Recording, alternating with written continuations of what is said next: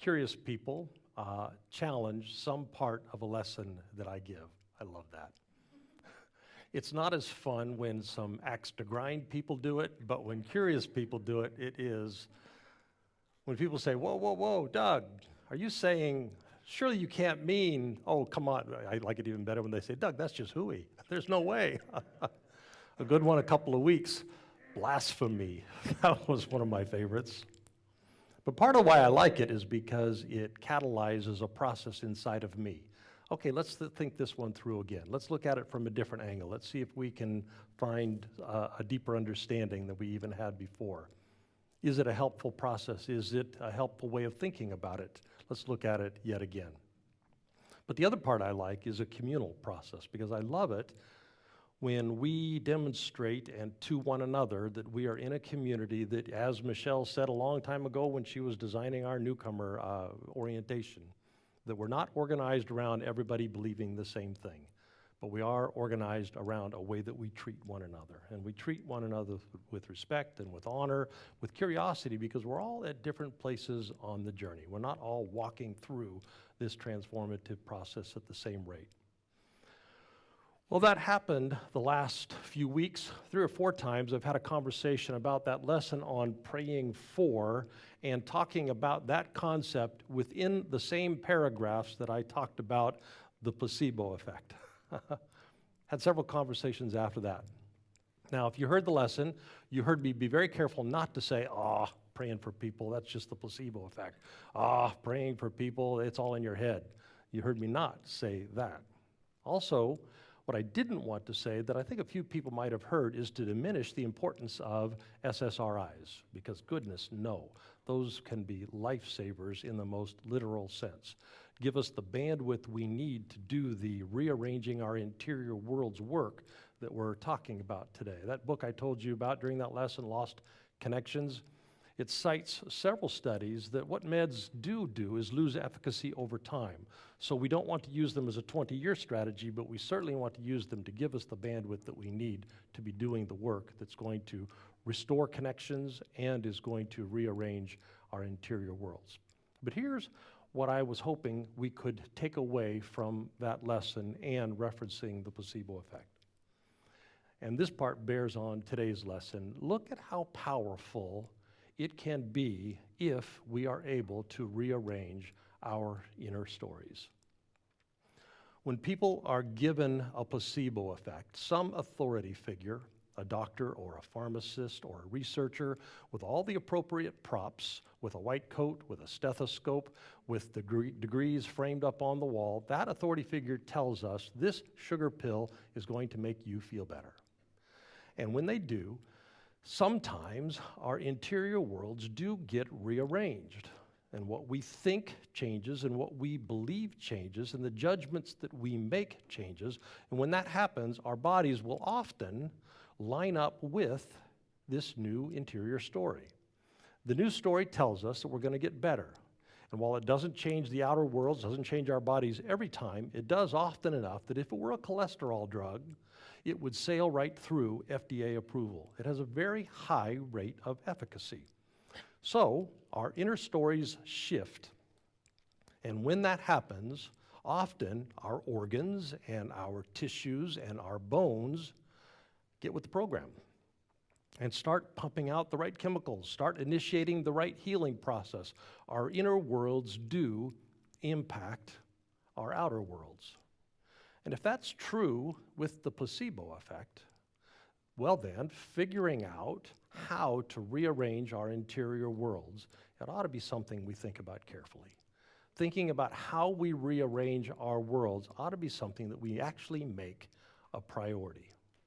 Now, in that lesson, I suggested that we would want to consider that rearranging when we're thinking about the praying for practice. Well, today, the same idea, but applied in another context.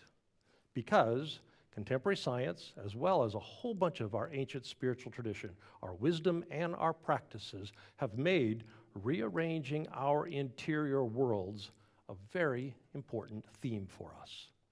Listen to a few of our ancient texts. True intent is deep in the human heart, deep water kind of deep.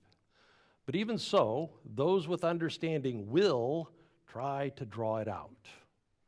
The inner light intent, our under the ego self intent, our bigger than natural selection self intent. It's in there, but it's deep. But even though it's deep, men and women of wisdom will try and draw it out. But then good luck, Jeremiah says, because the human heart is deceitful. Who can understand it? And so the psalmist calls out for help, calls out for in prayer, help me, God, try me, test my mind, show me.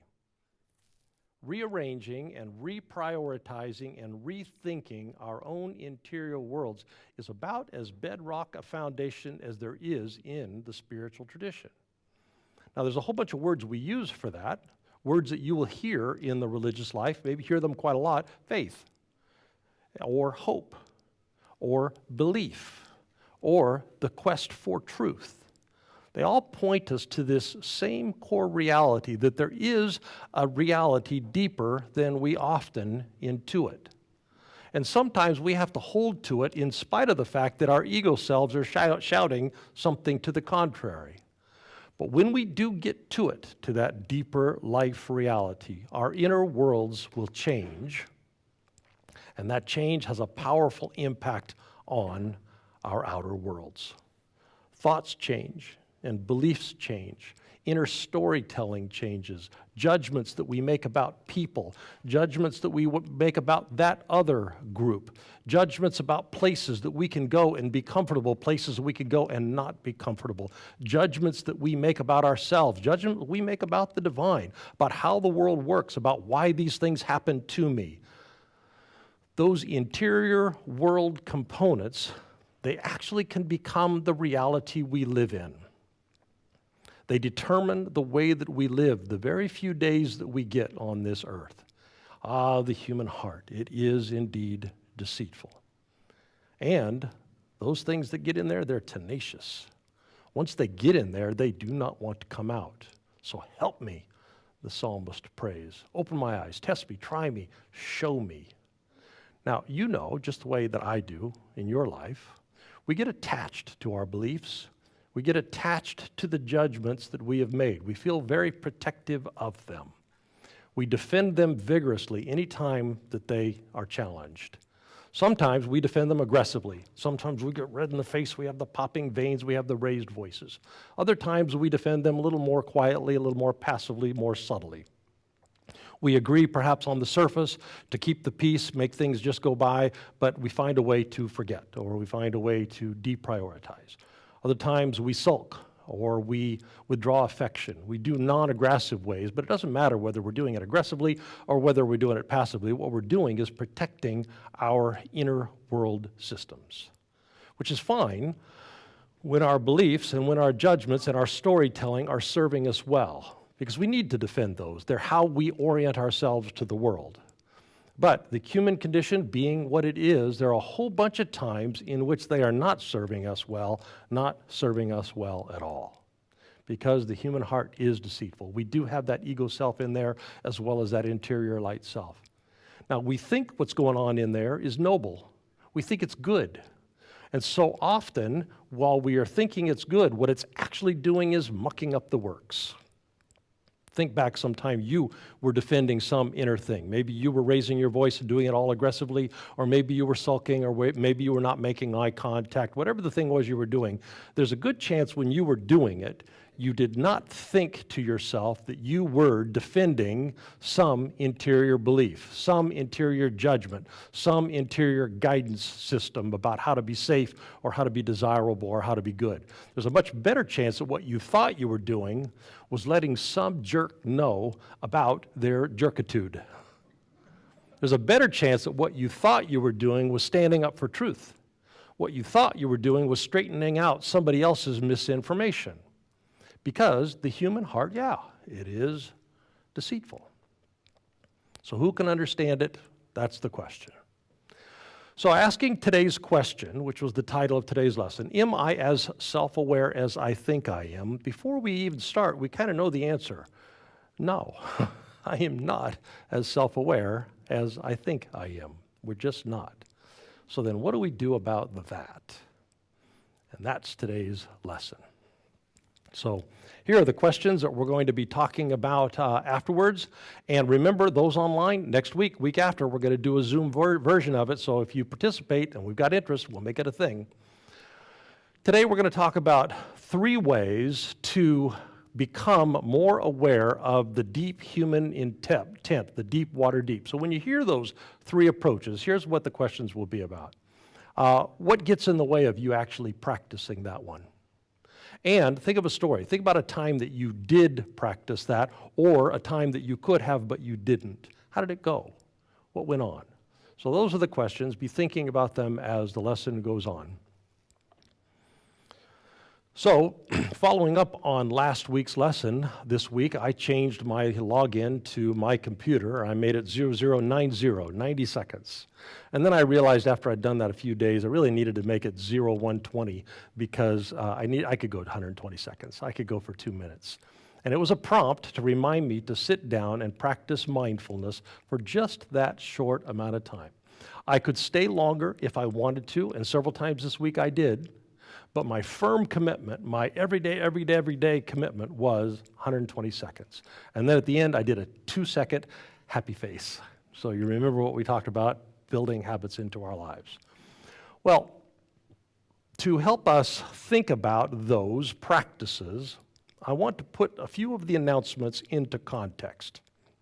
So I want to point out something that in case it hadn't occurred to you, the things that you hear us talking about when we talk about meditation, when we talk about making these things practical. So this week you were invited again to this 5-minute Zoom together, 5 minutes to rebuild consistency into our habits. Because here's what mindfulness meditation does. Here's what centering prayer does.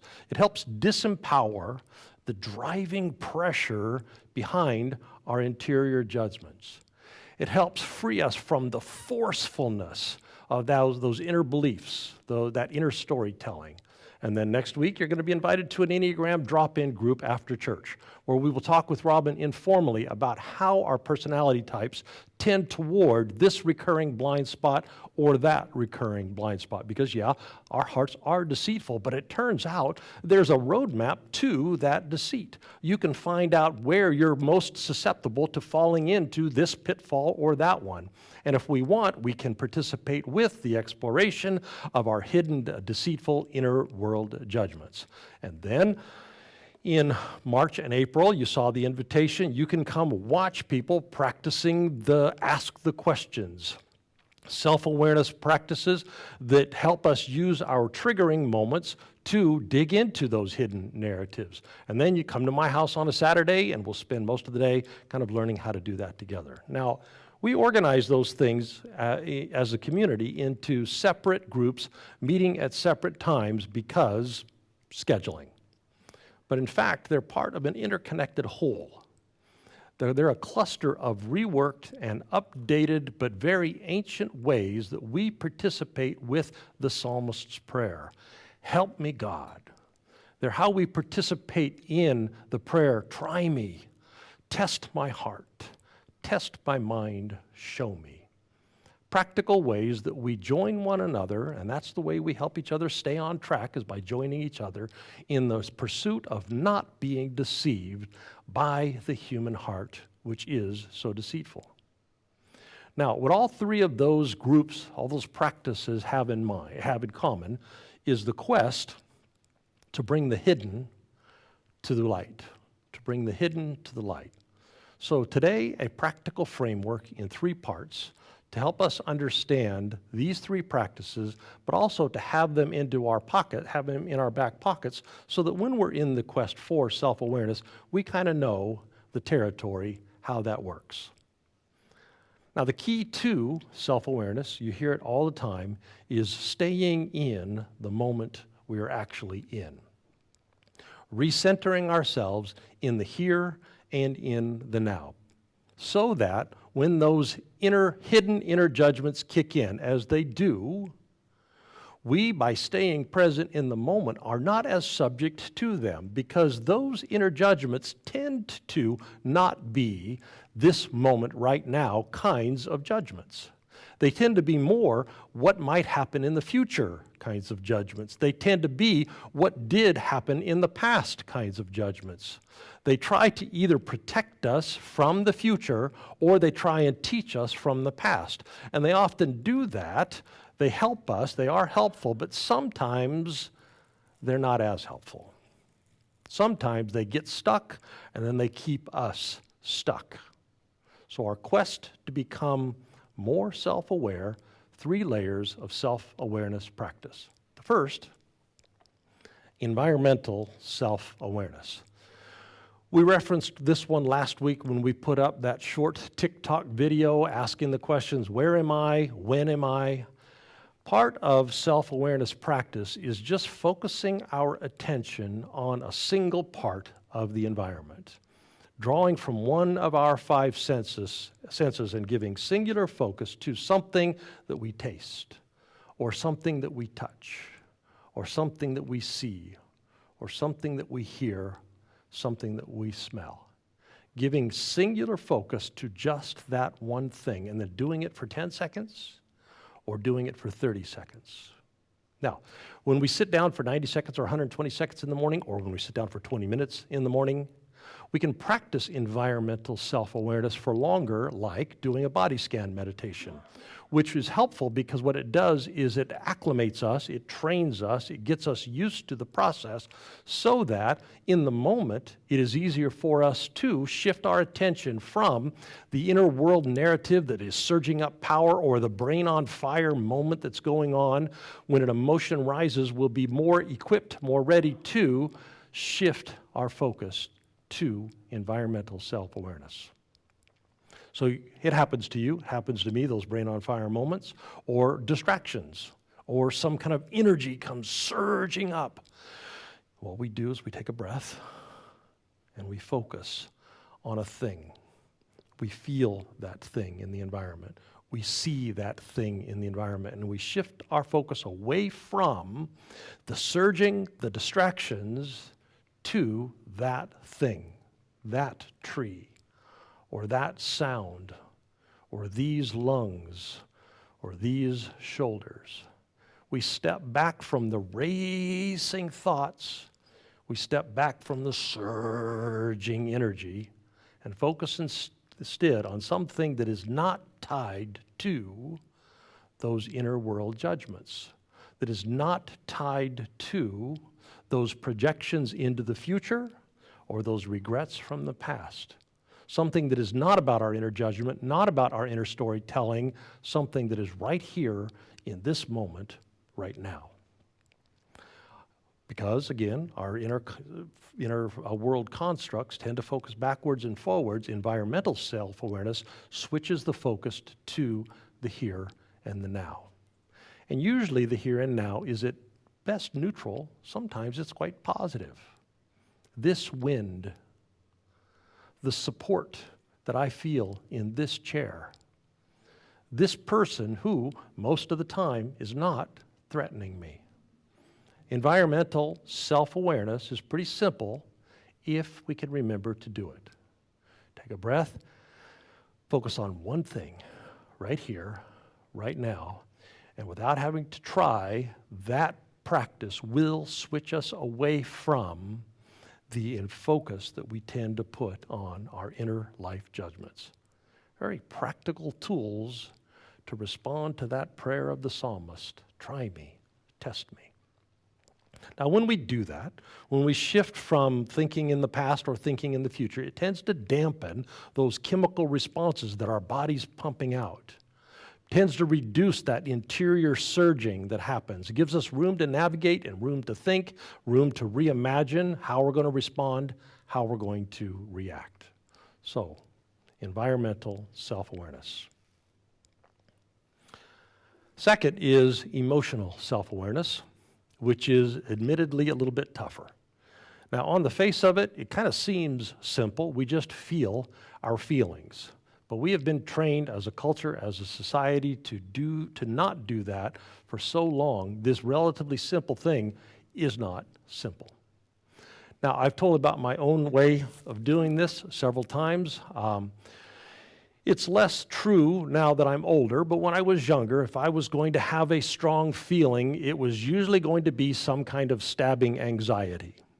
And most of the time, it was going to happen at nighttime as I was lying in bed, some surge of worry about the kids or about the church or about the future, often involving some version of catastrophic thinking in my head, usually some version of being homeless, living in the Dust Bowl in the 40s.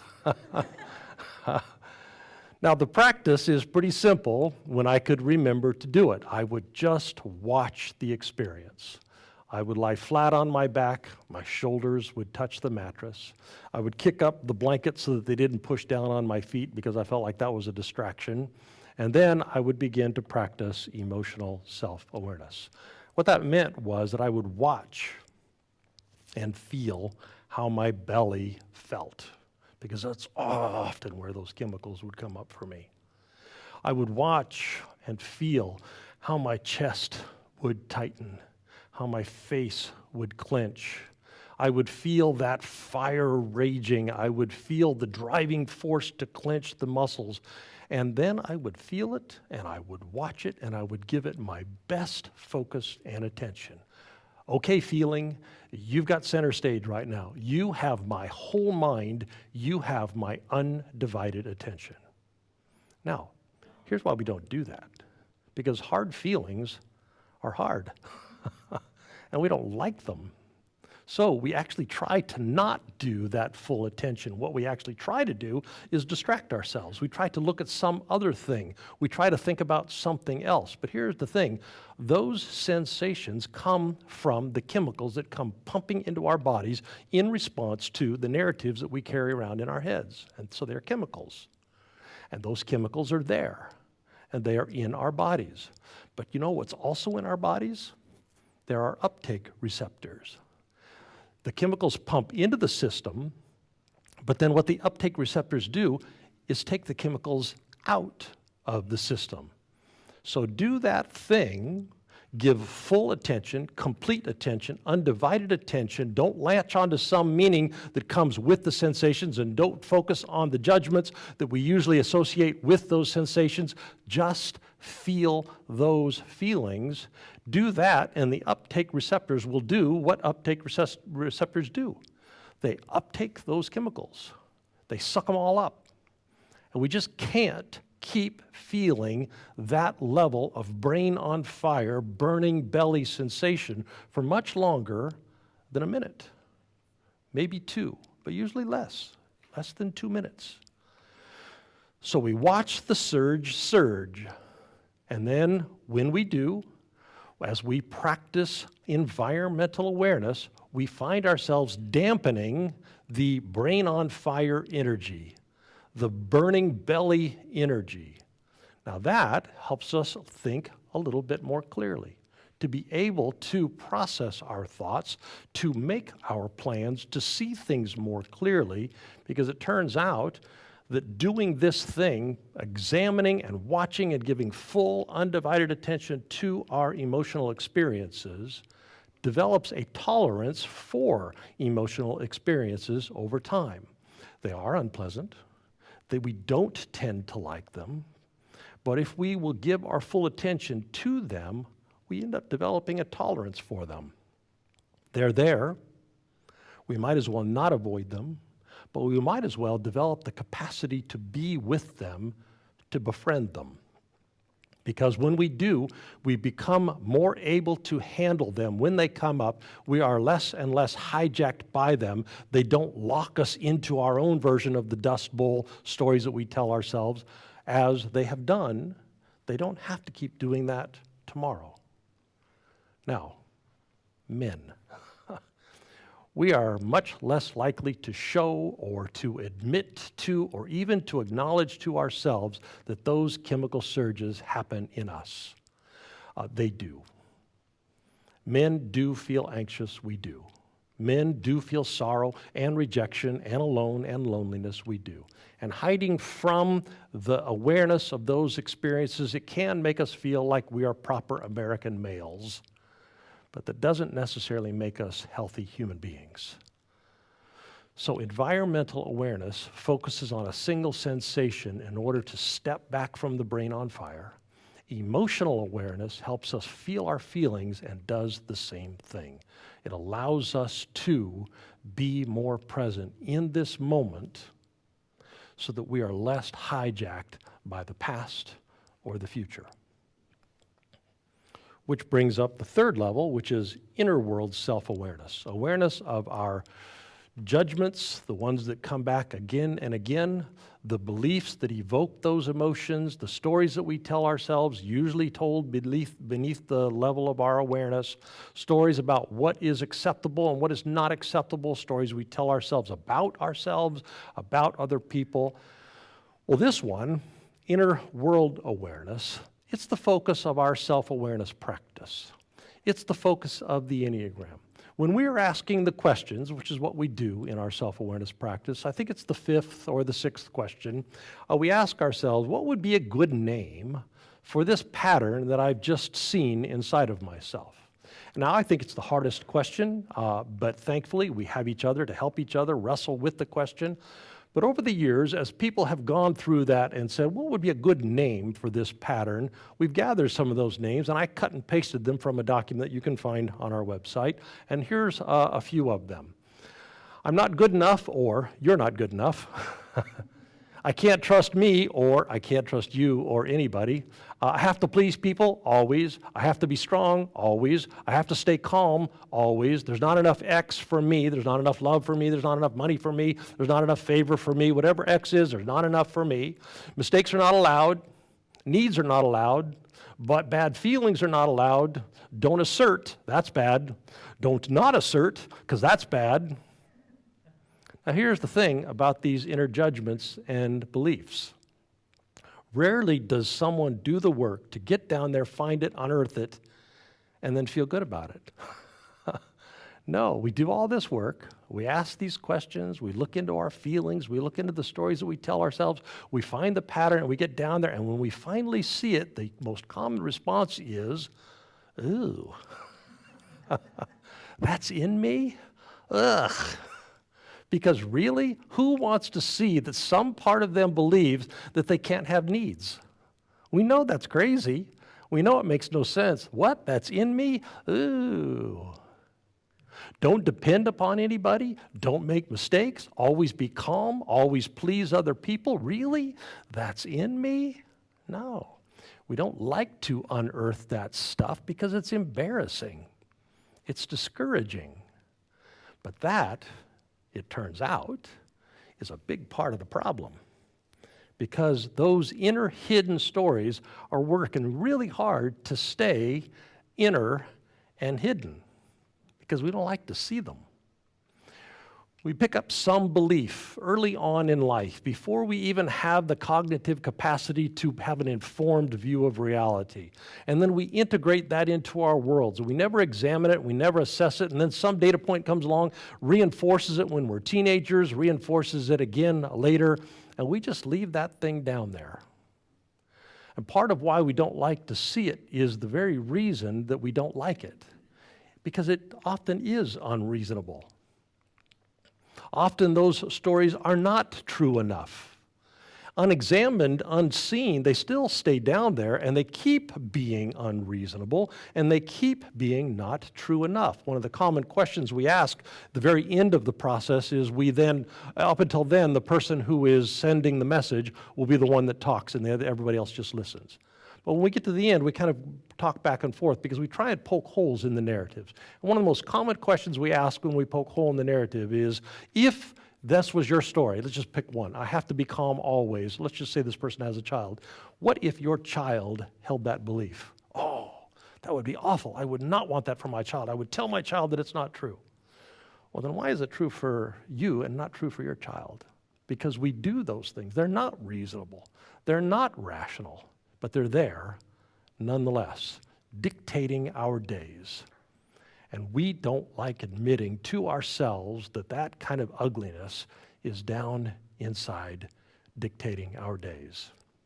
So they remain there, and what they end up doing is they drive our reactive responses to our worlds. They affect our health. They affect our bodies, they affect our relationships, they affect our work, and they keep us unaware of what actually is. Driving reactions, stimulus X happens, and we automatically do reaction Y. And off we go to do the thing, to say the thing, to pump out the chemicals.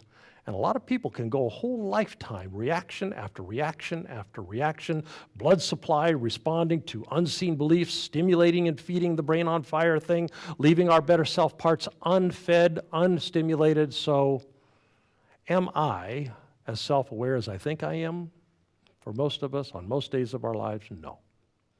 But ancient wisdom, but ancient practices, but contemporary brain science. We don't have to settle for automated living. We don't have to settle for reactionary lives.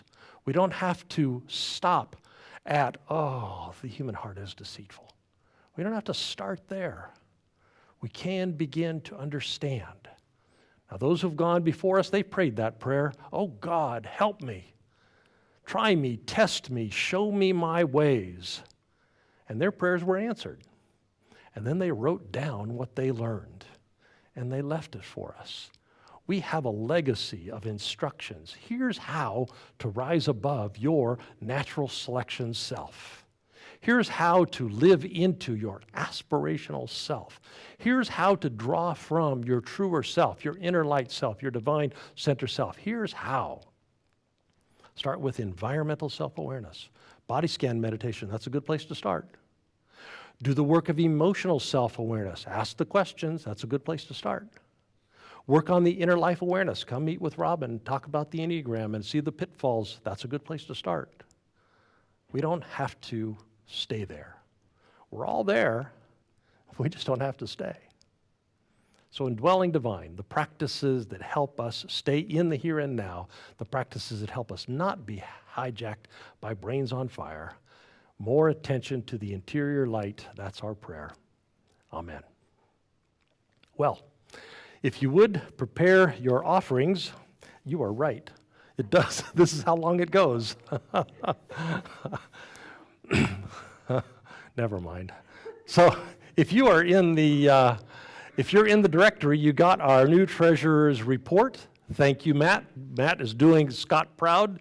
We're not too far, but we are a little bit behind budget. But here's the thing I've been wondering. A couple of the places that we've looked at, if we're going to move there, there's going to be some cost associated with updating. So this is not really a good time to be behind budget. So if you're behind on your giving, it's a good time to catch up. Remember what I say all the time. Spiritual community is a great place to invest because the return on investment is great. We give our time and our energy and our love and our dollars, and then the community takes that and gives us back to us in the form of an environment in which we flourish and thrive. So we all donate online up at the top on the donate button.